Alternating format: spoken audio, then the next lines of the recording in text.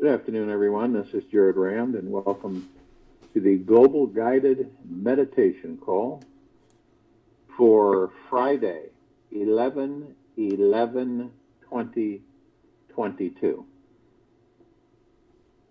Well, it's 3 p.m. Eastern. We're having a time for a reverse aging health call tonight at 9 p.m. Anybody interested in having a healthy body should be on that call. The things that we're learning about ourselves and what we've created on this planet, the societal structure, many of the things that we've been, well, I'd say in a way misled, and coming full circle on many of the understandings.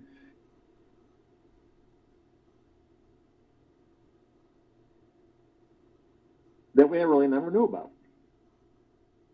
It's kind of like a guide path for us to begin to realize a lot of things that that society has taught us from childhood all the way through.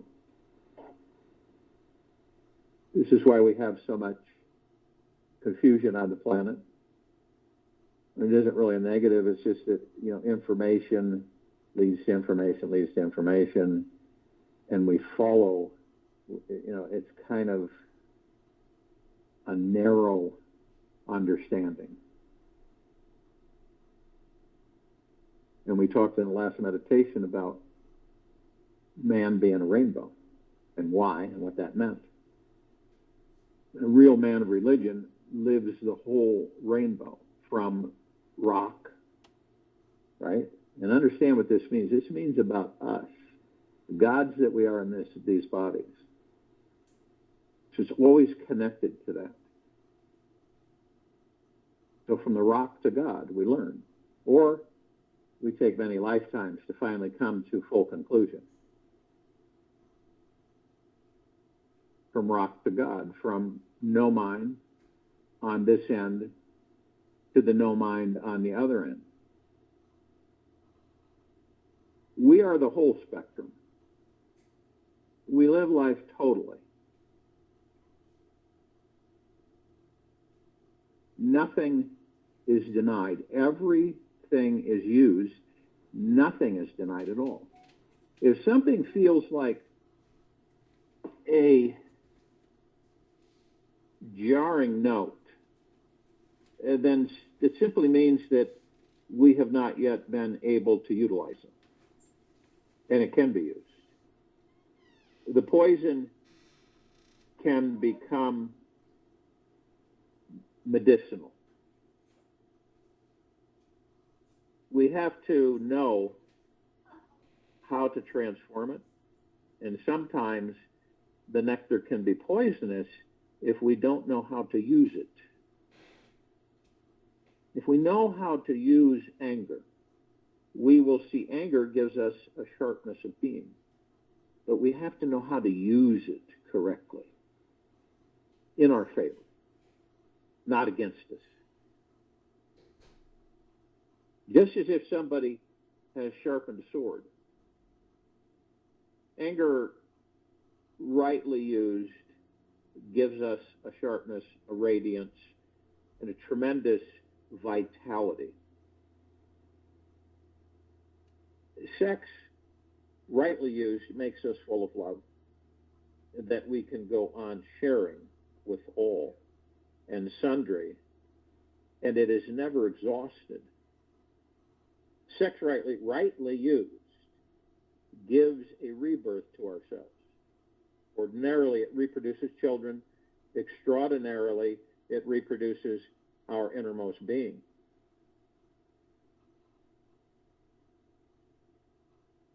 Whatever you have, all has to be used. Nothing is useless. Never throw anything away, otherwise you will repent one day. All has to be used. Just become more insightful, more mindful, become more aware, and start looking at the things of your inner being and how to bring them to a higher harmony.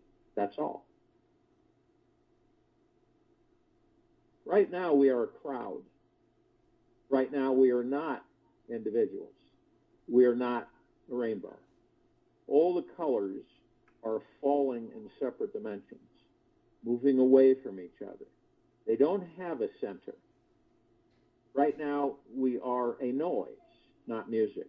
But remember, all the notes are present in the noise, rearranged, arranged in a better aesthetic, artistic way, they will become beautiful music.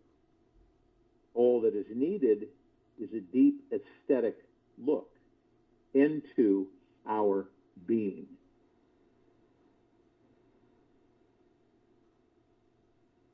A lot of us don't have a clear understanding, most of us don't, on these energy centers that we contain in these bodies. And a lot of people, what's a Kundalini? No theatrical knowledge ever helps, and no anatomical visualization of Kundalini is really meaningful for meditation. Now, I do not mean that there is nothing like Kundalini or chakras. Kundalini is there. The chakras are there. But no knowledge helps in any way. Rather, it can hinder. It can become a barrier for so many reasons. One reason is that any knowledge about Kundalini or about esoteric paths of bioenergy, the inner paths of Elan Vital, is generalized. It differs from individual to individual. The root is not going to be the same. With A, it will be one thing. With B, it will be different. With C, it will be different. Our inner lives have an individuality. So when we acquire something through theoretical knowledge, it is not going to help. It may hinder because it is not about us. It cannot be about us. We will only know about ourselves when we go within. That's it. There are chakras, but the number differs, as I have shared, with each individual. One may have 7, one may have 9.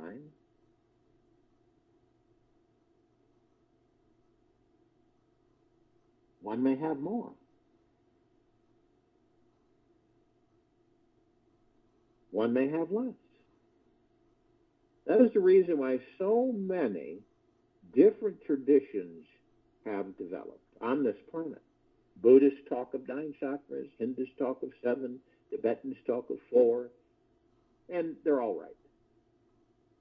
The root of Kundalini, the passage through which Kundalini passes, is also different with each individual. The more we go in, the more individual we are.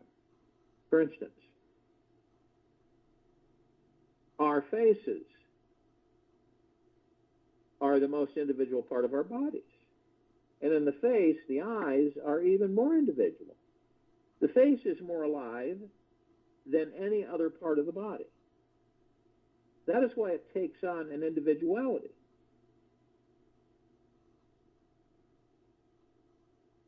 Now, we may not have noticed that with a particular age, particularly with sexual maturity. Our faces begin to assume a shape that will continue more or less for the whole life. Before sexual maturity, the face changes much. But with sexual maturity, our individuality is fixed and given a pattern. And now the face will be more or less the same. The eyes are even more alive than the face. And they are so individual that they change every moment. Unless one attains enlightenment, the eyes are never fixed. Enlightenment is another kind of maturity. With sexual maturity, the face becomes fixed. But there is another maturity where the eyes become fixed. We cannot see any change in Buddha's eyes. His body will grow old, he will die, but his eyes will continue to be the same. That has been one of the indications. When someone attains nirvana, the eyes are the only door which outsiders can know whether the man has really attained it. Now, the eyes never change. Everything changes, but the eyes remain the same. Eyes are expressive of the inner world. But Kundalini is still deeper. No theatrical knowledge is helpful.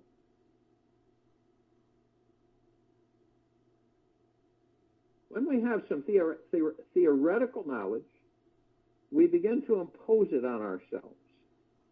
We begin to visualize things to be the way we have been taught. But they may not correspond to our individual situation. Then much confusion is created. One has to feel the chakras. Not allow, not know about them, but feel them. We have to feel.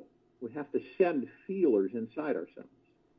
Only when we feel our chakras and our Kundalini and its passage is it helpful. Otherwise, it is not helpful. In fact, knowledge has been very destructive as far as the inner world is concerned. The more knowledge gained, the less the possibility of feeling the real, the authentic thing. We begin to impose what we know upon ourselves. If someone says, here's the chakra, here's the center, then we begin to visualize our chakra at that spot. And it may not be there at all. Then we will create imaginary chakras. We can create. The mind has the capacity. We can create imagery chakras. And then, because of our imaginations, a flow will begin that will not be Kundalini, but will be simple imagination. A completely illusory, dreamlike phenomena. Once we can visualize centers and can create an imaginary Kundalini, then we can create everything. Then imaginary experiences will follow, and we will develop a very false world inside us.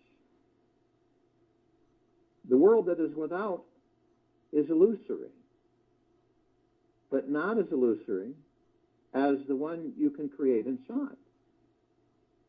All that is within is not necessarily real or true, because imagination is also within. Dreams are also within. The mind has a faculty, a very powerful faculty, to dream, to create illusions, to project. That is why it is good to proceed in meditation completely unaware of Kundalini, of the chakras. If we stumble upon them, then it is good. We may come to feel something only then. Ask. We may begin to feel a chakra working, but let the feeling come first. We may feel energy rising up, but let the feeling come first.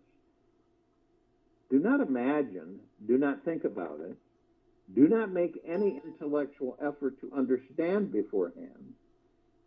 No pre-notion is needed. Not only is it not needed, but it is positively harmful. And another thing, Kundalini and the chakras do not belong to our anatomy, to our physiology. The chakras and Kundalini belong to our subtle body, to our sukshma, sharira. In other words, to the God, to the spirit, not to the body. the gross body. Of course, there are corresponding spots.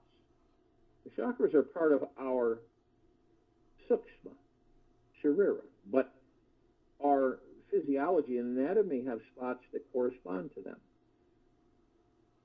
If we feel an inner chakra, only then can we feel the corresponding spot. Otherwise, we can dissect the whole body, but nothing like chakras will be found.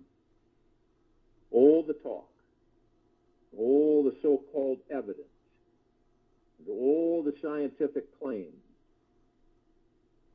that our gross body has something like kundalini and chakras is nonsense, absolute nonsense.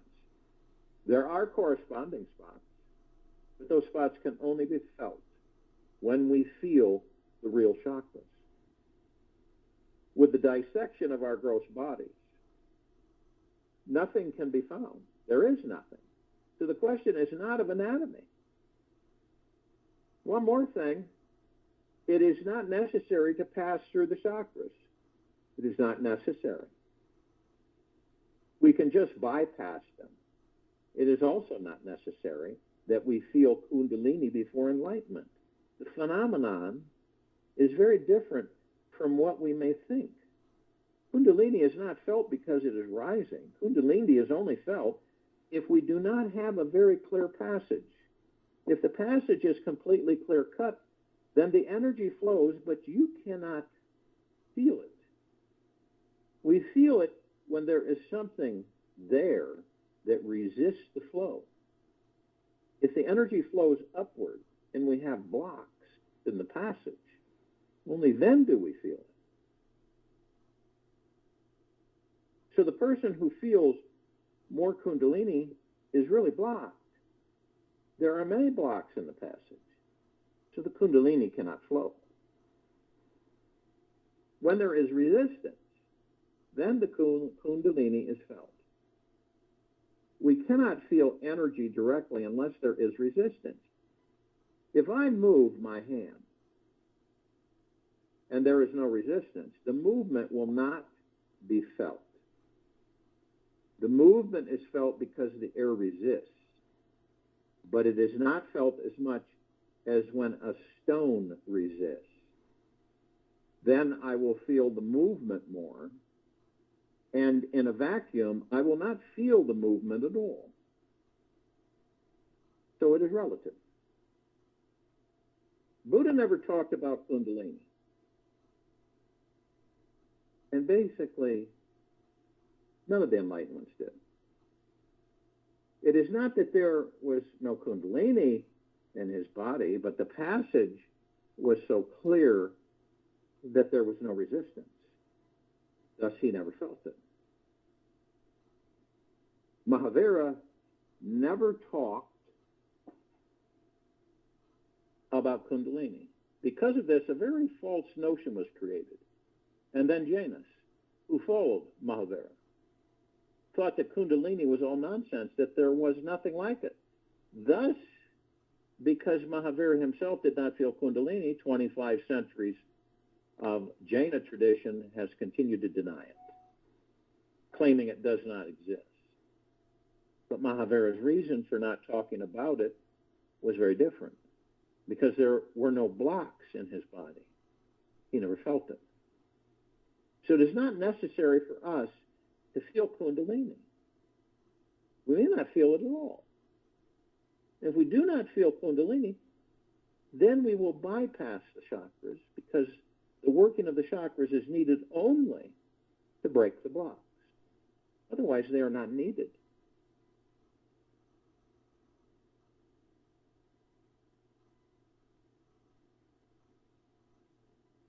When there is a block, and the kundalini is blocked, then the nearby chakra begins to move because of the blocked kundalini. It becomes dynamic. The chakra begins to move because of the blocked kundalini, and it moves so fast that because of the movement, a particular energy is created which breaks the block. If the passage is clear, no chakra is needed, and we will never feel anything. Really, the existence of chakras is just to help us. If Kundalini is blocked, then the help is just nearby. Some chakra will take the energy that is being blocked. If the energy cannot move further, it will fall back. Before it falls back, the chakra will absorb the energy completely, and the Kundalini will move in the chakra. Through movement, the energy becomes more vital. It becomes more alive. And when it again comes to the block, it can break it. So it is just an arrangement, a help. If Kundalini moves and there are no blocks, then we will never feel any of the chakra. That is why someone may feel 9 chakras, someone else may feel 10 chakras, and someone else may feel only 3 or 4 or 1 or none. It depends. In actual fact, there are infinite chakras, and at every movement, every step of the Kundalini, a chakra is by the side to help. If the help is needed, it can be given. That is why that a theoretical acquaintance is not helpful. And meditation as such is not really concerned with Kundalini at all. If Kundalini comes, that is another thing. But meditation has nothing to do with it. Meditation can be explained without even mentioning Kundalini. There is no need. And by mentioning Kundalini, it creates even more conflicts to explaining meditation. Meditation can be explained directly. We need not bother about chakras. We begin with meditation. If the passage is blocked, we may come to feel Kundalini, and chakras will be there. But that is completely non-voluntary. We must remember that it is non-voluntary. Our volition is not needed at all. The deeper the path,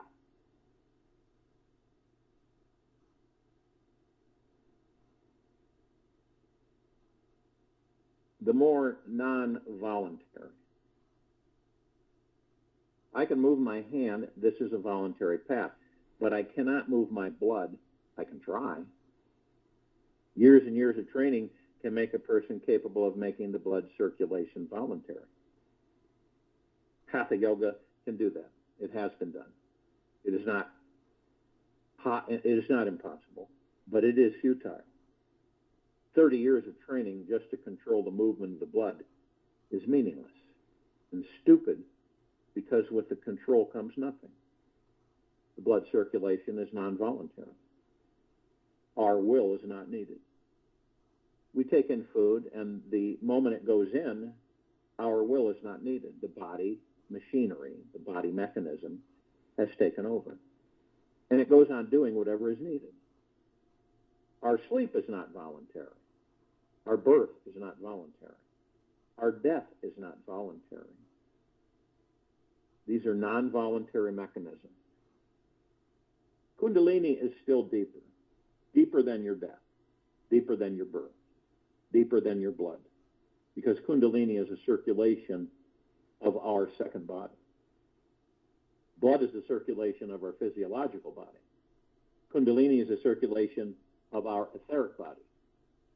It is absolutely non-voluntary. Even a Hatha yoga cannot do anything with it voluntarily.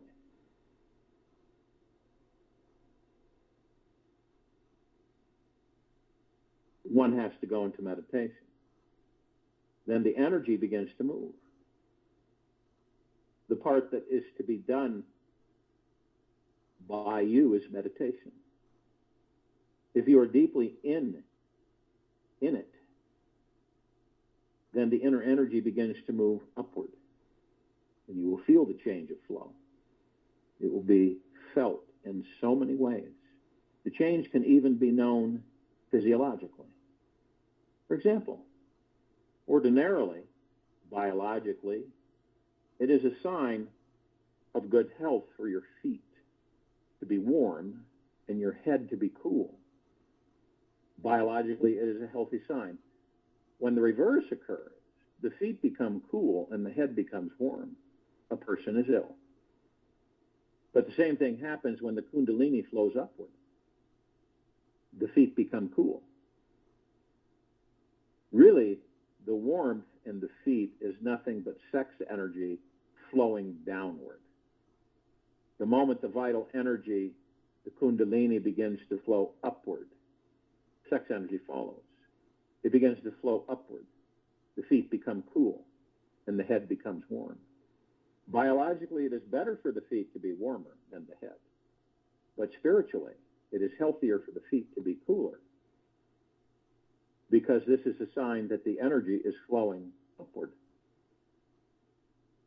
Many dis-eases may begin to occur once the energy begins to flow upward, because biologically you have disturbed the whole organism. Buddha died very ill. Mahavira died very ill. Rama Maharishi died with cancer. Ramakrishna died with cancer. And the reason is that the body, the whole biological system, is disturbed. Many other reasons are given, but they are nonsense. Jainists have created many stories because they could not conceive that the Mahavira could have been ill. For me, the contrary is the case. I cannot conceive how he could have been completely healthy. He couldn't be, because this was going to be his last birth, and the whole biological system had to break down. The system that had been continuous for millennia had to break down. He could not be healthy. In the end, he had to be very ill, and he was. But it was very difficult for his followers to conceive that Mahavira was ill. How can that be? How could Buddha be ill? How could Rama Maharishi, how could they die of cancer, these enlightened, spiritual beings? There was only one explanation for illness in those days. If you were suffering from a particular disease, it meant your karmas, your past deeds, had been bad. If Mahavira was suffering from a disease, then it would have meant that he was still under his karmic influence. This could not be so. So an ingenious story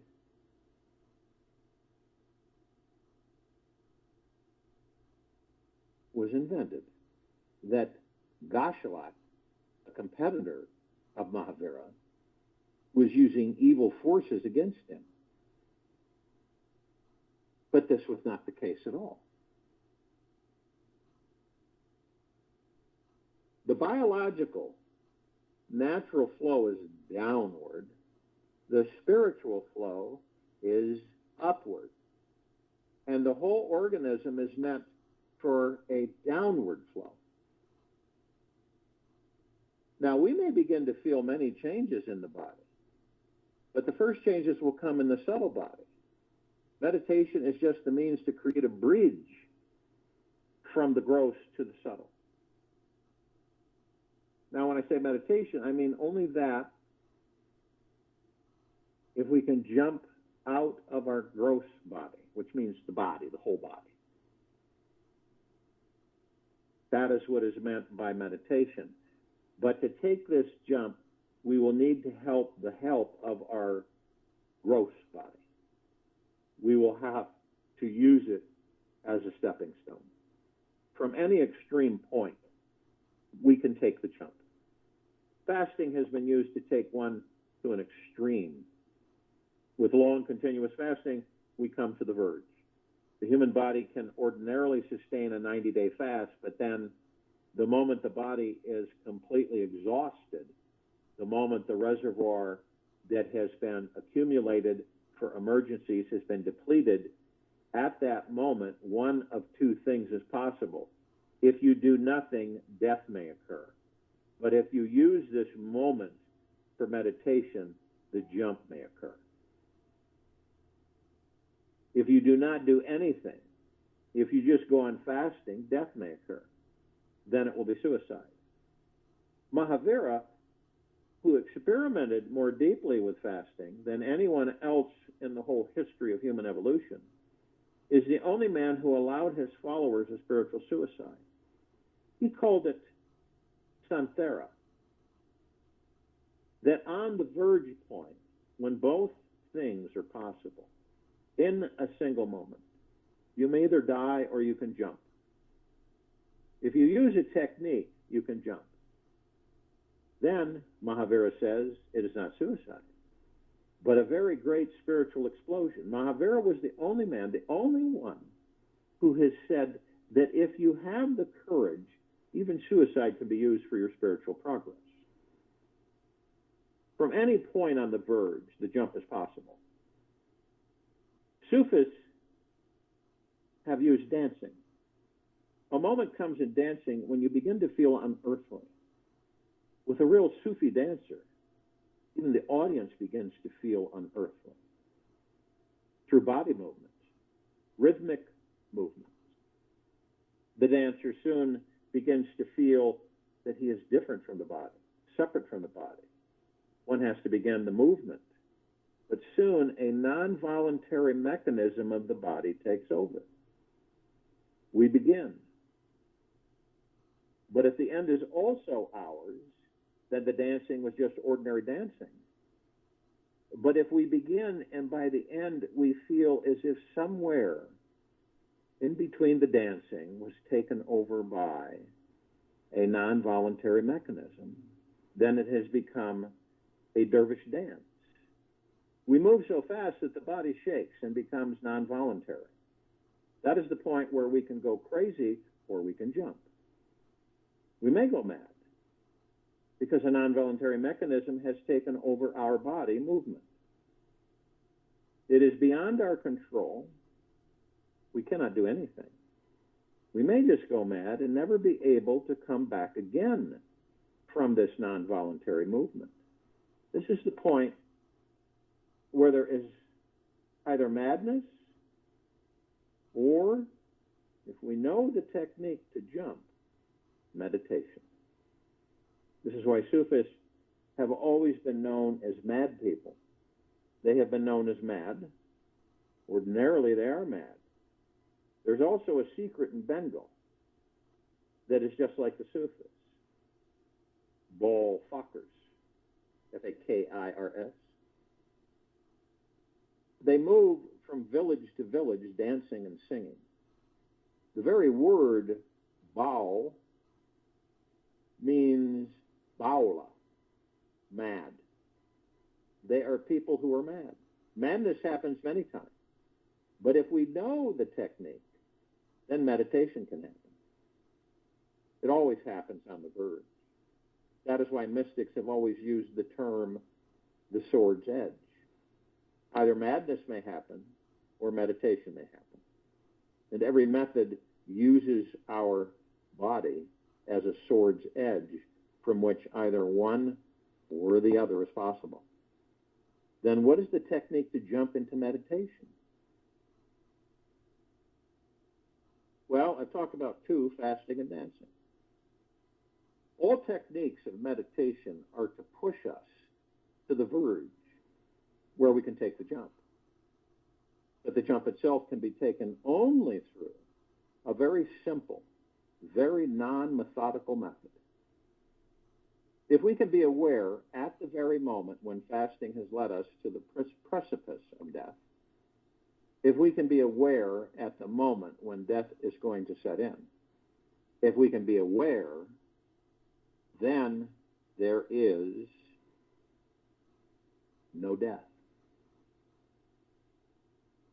And not only is there no death this time, then there is no death forever. We have jumped. When the moment is so intense that we know in 1 second it will be beyond us, when we know that should a second be lost. We will not be able to come back again. Be aware and then jump. Awareness is the method. And because awareness is the method, Zen people say that there is no method. Awareness is not a method at all. That is why the Krishnamurti will go on saying that there is no method. Of course, awareness is not really a method at all. I still call it a method because if we cannot be aware, then at the exact moment that the jump is possible, we will be lost. So if someone says, only awareness will do, that may be true for 1 out of 10,000 people. But that one will be one who has come to the point where either madness is possible or death is possible. He has come to that point anyway. And with the others, the majority of people, just talking about awareness will not do. First, they must be trained. To be aware in ordinary situations will not do. And we cannot be aware in ordinary situations. The mind's stupidity has such a long history.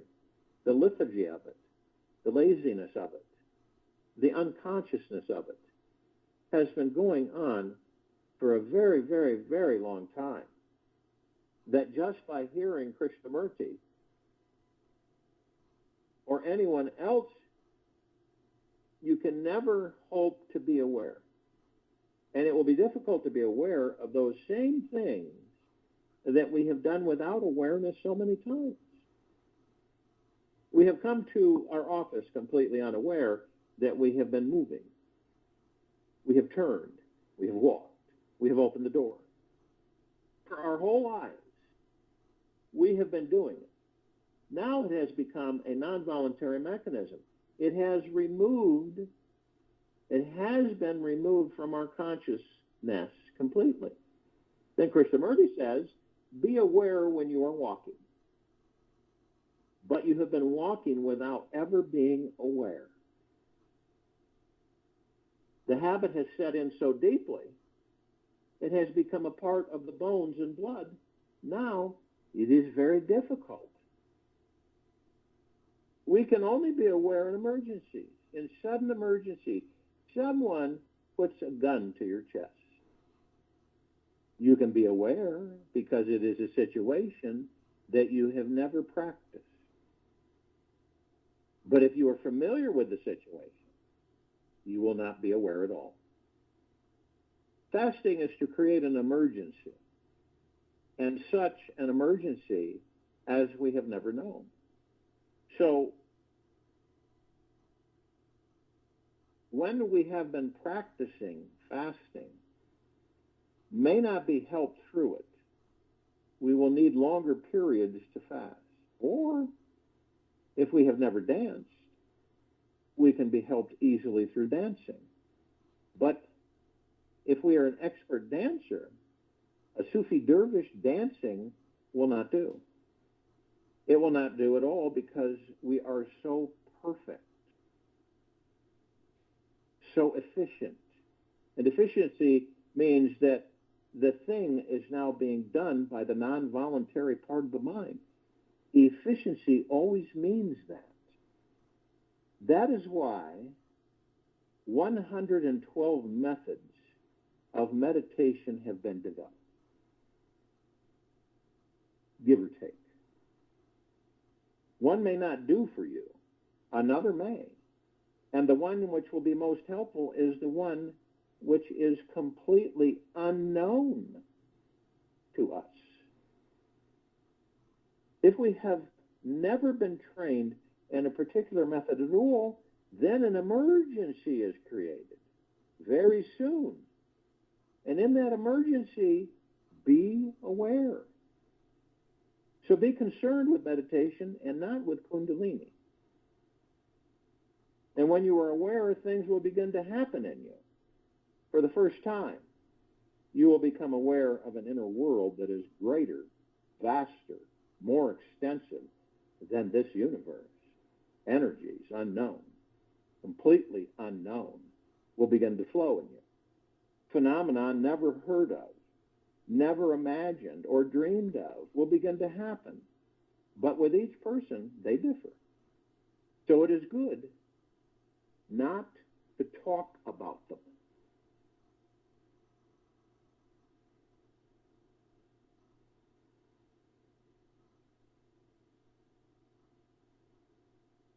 We've all heard or maybe read stories or watched something, and we've heard the word prana. And prana, as we most know, is energy. Earth, the God within earth, the spirit, the soul, the higher self of earth. Prana, the living energy in us, the life in us. This life manifests itself, as far as the physical body is concerned, as the incoming and the outgoing breath. There are two opposite things. We take them as one. We say breathing, but breathing has two polarities, the incoming breath and the outgoing breath. Every energy has polarities. Every energy exists in two opposite poles. It cannot exist otherwise.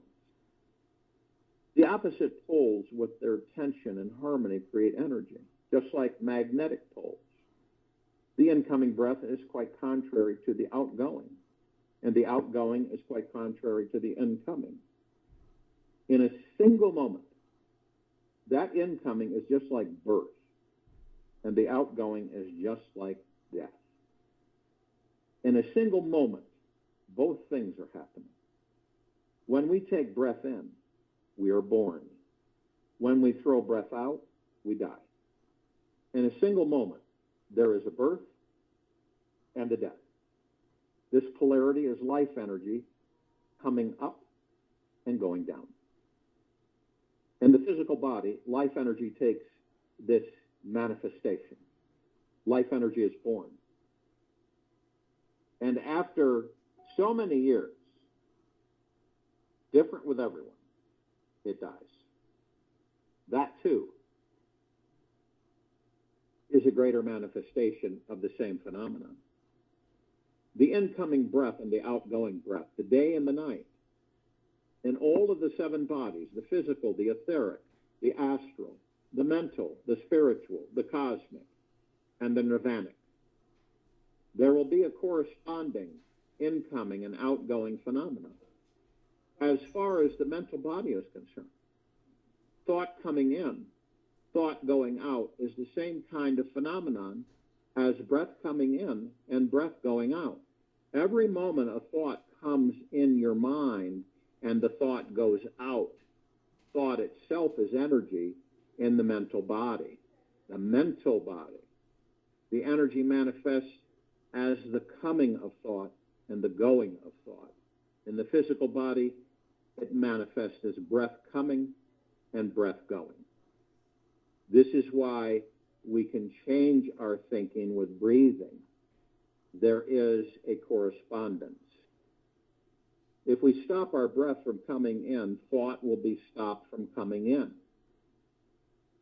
Stop your breath in your physical body, and in the mental body, thought will stop. And as the physical body becomes uneasy, your mental body will become uneasy. The physical body will long to breathe in. The mental body will long to take in thought. Just as breath is taken in from the outside and the air exists outside you, likewise an ocean of thought exists outside you. Thought comes in and thought goes out. Your breath can become my breath at another moment, and your thought can become my thought. Every time you throw your breath out, you are likewise throwing your thought out. Just as air exists, so thought exists. Just as air can be contaminated, so thought can be contaminated. Just as air can be impure, so thought can be impure. The breath itself is not prana. Prana means the vital energy that manifests itself by these polarities of coming in and going out. The energy that takes the breath in is prana, not the breath itself. The energy that takes breath in, which asserts it, the energy that is taking the breath in and throwing it out is prana. The energy doing this is prana. The energy that takes thought in and throws thought out, that energy too is prana. In all the 7 bodies, this process exists. Remember the 7 bodies: the physical, the etheric, the astral, the mental, the spiritual, the cosmic, and the nirvanic. I'm only talking now of the physical and the mental because these 2 are known to us. We can understand them easily. But in every layer of our being, the same thing exists. Our second body, the etheric body, has its own incoming and outgoing process. We will feel this process in each of the 7 bodies, but we will feel it to be just like the incoming breath and outgoing breath, because we are only acquainted with our physical body and its prana. Then we will always misunderstand. Whenever any feeling comes to us of another body or its prana, we will first understand it as the coming in and the going out of breath, because this is the only experience we know. We have only known this manifestation of prana, of vital energy. But on the etheric plane, there is neither breath nor thought, but influence. Simply influence coming in and going out. We come into contact with somebody without having known them before. They have not even talked with us, but something about them comes in. We have either taken them in or thrown them out. There is a subtle influence. We may call it love, or we may call it hatred. The attraction or the repulsion, the repulsive. The attraction or the repulsive. When we are repulsed or attracted, it is our second body, and every moment the process is going on, it never stops. We are always taking influences in and then throwing them out. The other pole will always be there. If we have loved someone, then in a certain moment, we will be repulsed. If we have loved someone, the breath has been taken in. Now it will be thrown out, and we will be repulsed. So every moment of love will be followed by a moment of repulsion. The vital energy exists in polarities. It never exists in one pole. It cannot. And whenever we try to make it do so, we try the impossible. We cannot love someone without hating them at some time. The hatred will be there because the vital force cannot exist at a single pole. It exists at opposite polarities. So a friend is bound to be an enemy. And this will go on.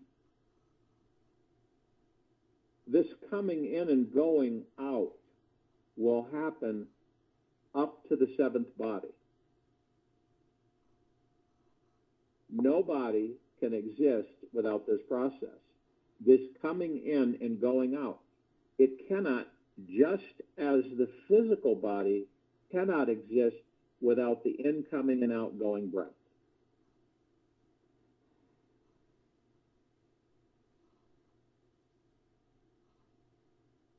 As far as the physical body is concerned, we never take these 2 things as opposites, so we are not disturbed about it. Life makes no distinction between the incoming breath and the outgoing breath. There is no moral distinction. There is nothing to be chosen. Both are the same. The phenomenon is natural. But as far as the second body is concerned, hatred must not be there and love must be there. Then we have begun to choose. We have begun to choose, and this choice will create disturbances. That is why the physical body is ordinarily more healthy than the second, the etheric body. The etheric body is always in conflict because moral choosing has made a hell out of it. When love comes to you, you feel well-being. When hatred comes to you, you feel dis-ease. But it is bound to come. So a person who knows, a person who has understood the polarities, is not disappointed when it comes. A person who has known the polarities is at ease, at equilibrium. They know it is bound to happen. So they neither try nor to love when there is no loving, nor do they create any hatred. Things come and go. They are not attracted to the incoming nor repulsed by the outgoing. They are just a witness. And they say it is just like breath coming in and breath going out. The Buddhist meditation method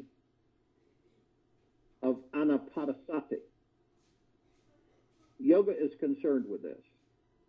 It says to just be a witness to your incoming and outgoing breath. Just be a witness. And begin from the physical body. The other 6 bodies are not talked about in anapanasati.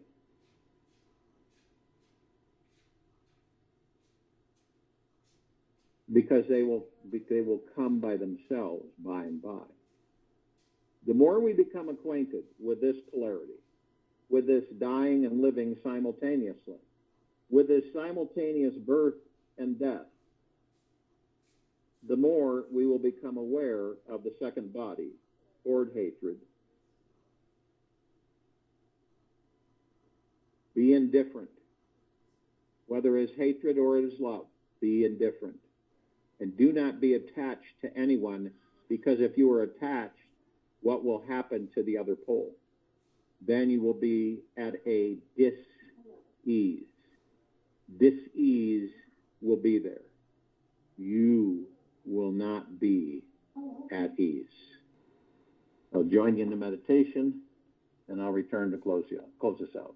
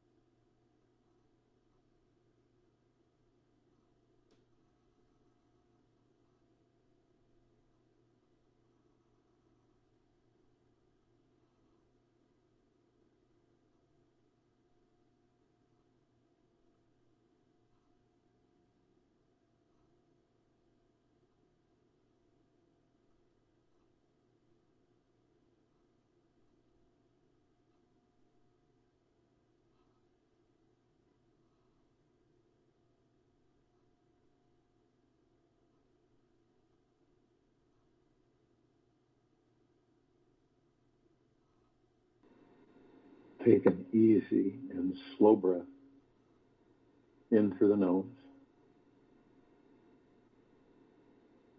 and an easy and slow breath out from the mouth. Remain still. There is no more need to be stuck. The same old stagnant patterns of our minds are a delusion. We are not stuck anywhere. Wake up. We are divine beings of God. Make the commitment to ignore that old path of lacking money, love, empowerment, and freedom.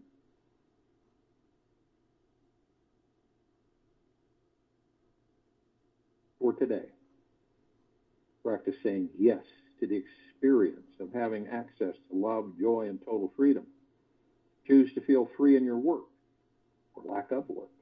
Choose to feel free in your amazing relationships or lack of amazing relationships. Choose to feel free in your health or your lack of health. Commit yourself to feeling free. You are free to feel, think, imagine, and believe anything you want. Just claim it today. This is your freedom. You are free to say out loud right now, I am the God force, powerful, alive, and free. Take this with you for the rest of the day, into the evening and night and the following morning. We return here tonight at 9 p.m. Eastern Time. And Saturday, November 12th, 2022, 3 p.m. Eastern, to continue our global guided meditation